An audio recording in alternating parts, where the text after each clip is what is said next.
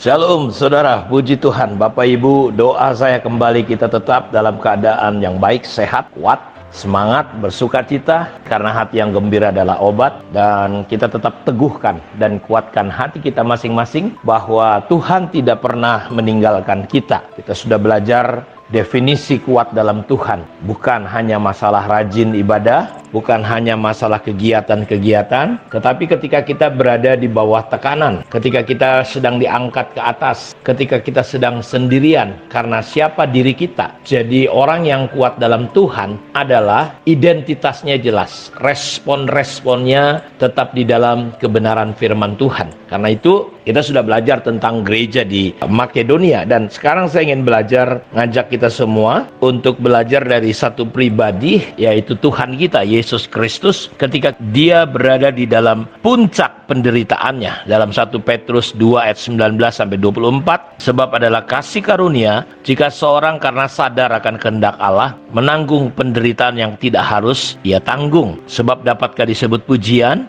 jika kamu menderita pukulan karena kamu berbuat dosa? Tetapi jika kamu berbuat baik dan karena itu kamu harus menderita, maka itu adalah kasih karunia pada Allah. Sebab untuk itulah kamu dipanggil, karena Kristus pun telah menderita untuk kamu dan telah meninggalkan teladan bagimu, supaya kamu mengikuti jejaknya. Ia tidak berbuat dosa dan tipu tidak ada di dalam mulutnya. Ketika ia dicaci maki, ia tidak membalas dengan mencaci maki. Ketika ia menderita, ia tidak mengancam, tetapi ia menyerahkannya kepada Dia yang menghakimi dengan adil. Ia sendiri telah memikul dosa kita di dalam tubuhnya di kayu salib, supaya kita yang telah mati terhadap dosa hidup untuk kebenaran. Oleh bilur-bilurnya kamu telah sembuh. Bapak Ibu, kita melihat pribadi yang kuat di dalam Kristus, di dalam Tuhan, adalah pribadi yang dia tetap bisa memberkati. Dia tidak membalas caci dengan maki. Dia tidak merespon seperti yang dia diperlakukan. Seringkali ketika kita diperlakukan tidak baik, kita memperlakukan yang sama. Ketika kita difitnah, kita mencari tahu siapa, dan kita ingin coba membalaskan. Kita coba cari pembelaan, kita coba cari pembenaran, kita coba ingin membela diri kita. Tetapi orang yang kuat di dalam Tuhan, dari teladan Yesus yang kita pelajari ini, dia sama sekali membiarkan, katanya. Bahkan ketika dia dicaci maki, dia tidak membalas dengan mencaci maki. Ketika menderita, dia tidak mengancam, tetapi dia menyerahkannya kepada Dia yang menghakimi dengan adil. Sehingga ketika kita memahami hal ini adalah kasih karunia, jika karena sadar karena kehendak Allah kita harus menanggung penderitaan yang tidak harus ditanggung, itu adalah kasih karunia. Tapi kalau menderitanya karena kebodohan, itu lain cerita. Tapi yang saya maksud kuat di dalam Tuhan adalah kita merespon, tetap berada di dalam kebenaran firman Tuhan. Karena itu kita perlu memiliki dasar yang kuat. Kalau kita melihat sebuah bangunan yang besar, kokoh, kita lihat indah, mewah, menjulang tinggi, megah. Tapi Bapak Ibu harus ingat bahwa bangunan yang kokoh itu sebenarnya ditopang oleh bangunan yang lain yang tidak kelihatan, yang bernama fondasi, yang ditanam di bawah bangunan yang kelihatan itu.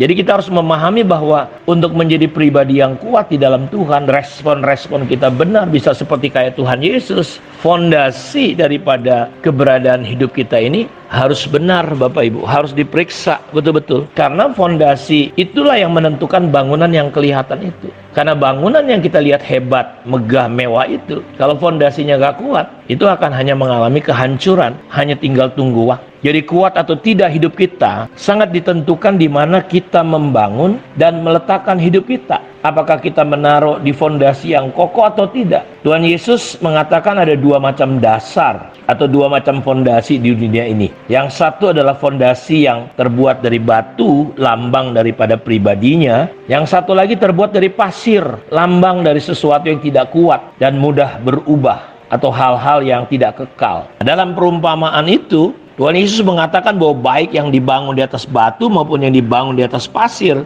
kedua rumah ini akan kena dengan yang namanya hujan, banjir, dan angin. Bicara tentang masalah, pencobaan, dan ujian. Apa yang membedakan kedua rumah itu adalah hasilnya. Yang satu rubuh, yang satu tetap kokoh bertahan. Mengapa? Soalnya cuma sederhana. Yang satu dia bangun di atas batu fondasi yang kuat, yang satu lagi dia bangun di atas pasir, fondasi yang tidak kuat dan justru tidak boleh dijadikan fondasi. Itulah yang membedakan rumah yang satu dengan rumah yang lainnya. Nah, bagaimana dengan rumah kehidupan pribadi Bapak Ibu semua? Di atas dasar apa kita membangunnya? Di atas kebenaran, batu karang yang teguh, atau kita bangun di atas hal-hal yang tidak kuat? Contoh misalnya, di atas uang, di atas pencapaian, di atas prestasi. Dan semua itu hal-hal yang mudah berubah dan hancur. Makanya di Jepang ketika terjadi corona ini, 2.000-nya orang mati karena corona. Tapi 13.000 orang mati bunuh diri gara-gara situasi yang terjadi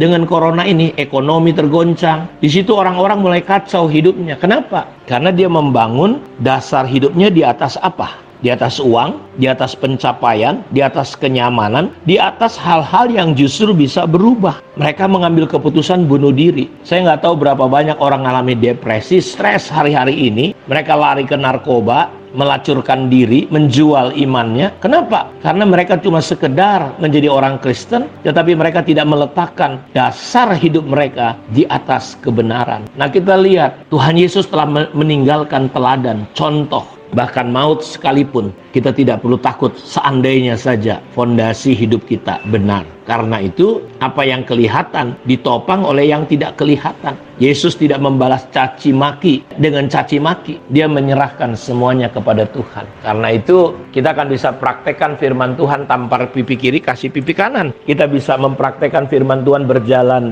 disuruh jalan 1 mil kita bisa jalan 2 mil. Kita bisa memberikan jubah kita. Kalau kita punya 2, kita bisa lakukan kebenaran firman Tuhan. Tapi kembali kepada fondasi hidup kita. Karena itu pada kesempatan ini saya mau ingatkan Bapak Ibu, perhatikanlah fondasi hidup kita. Mari kita bangun fondasi hidup kita di atas kebenaran firman Tuhan. Bukan di atas kejeniusan, kepintaran kita, pencapaian kita, di atas prestasi-prestasi kita. Mari kita bangun dasar hidup kita di atas kebenaran firman Tuhan. Kiranya Tuhan Yesus memberkati kita semua. Shalom.